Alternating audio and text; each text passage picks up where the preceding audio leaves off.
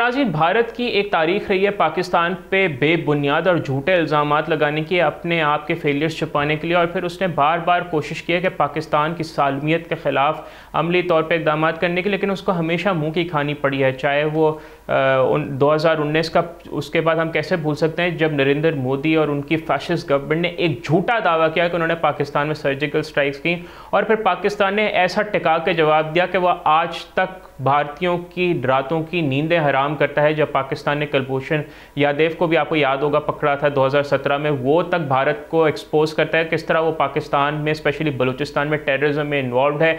लेकिन भारत बाज नहीं आता, क्योंकि इस वजह से उनके अंदरूनी मामलात इतने ख़राब हैं कि उनको अफोर्ड ही नहीं कर सकते कि बेसिकली दुनिया का जहन उस तरफ जाए। इस वजह से वो अब तक जंगी जुनून उनके सर पे हमेशा सवार होता है।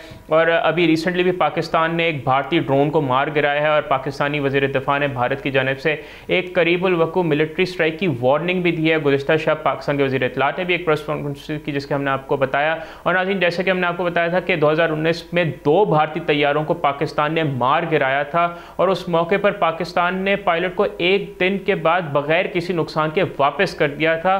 तो नाज़रीन, पाकिस्तान तो हमेशा खित्ते में अमन और इस्तेहकाम चाहता है, लेकिन भारत बग़ैर किसी सबूत के हमेशा पाकिस्तान पर इल्ज़ामात लगाया जाता है। और इंटरनेशनल मीडिया, ख़ुसूसी तौर पर जैसे